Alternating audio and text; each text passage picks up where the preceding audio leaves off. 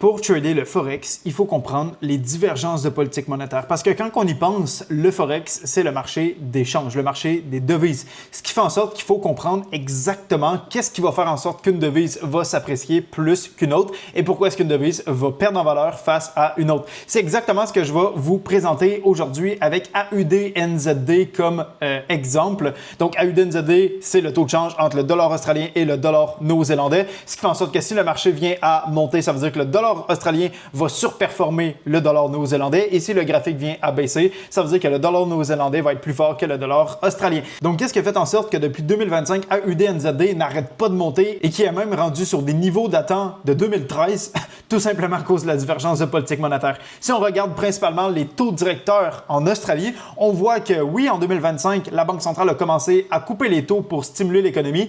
Puis ça, pour ceux qui ne le savent pas, quand une banque centrale coupe les taux, souvent ça va faire perdre en valeur la devise. Mais on voit qu'en date d'aujourd'hui, donc aujourd'hui on est le 16 juin 2026, on voit que les taux directeurs sont exactement où est-ce qu'on était avant la coupure de taux. Alors que si on regarde les décisions de taux de la Nouvelle-Zélande, on voit que le taux a passé de 5,5 en 2024 à aujourd'hui 2,25. Puis la Banque centrale, donc la RBNZ, la Banque centrale de la Nouvelle-Zélande, n'a jamais recommencé à monter le taux directeur. Ce qui fait en sorte qu'on voit clairement une divergence de politique monétaire. On a la RBNZ qui est beaucoup plus dovish, qui opte pour une politique monétaire beaucoup plus expansionniste, comparativement à la RBA, la Banque centrale de l'Australie, qui est beaucoup plus hawkish, beaucoup plus enclin à employer une politique monétaire restrictive. Ce qui fait en sorte que le AUD va être beaucoup plus intéressant. Puis quand on y pense, c'est très logique. OK? Si tu es un investisseur qui a des milliards et des milliards, que tu as le choix d'investir ton argent en Nouvelle-Zélande à 2,25% ou en Australie à 4,35%, le choix est vite fait.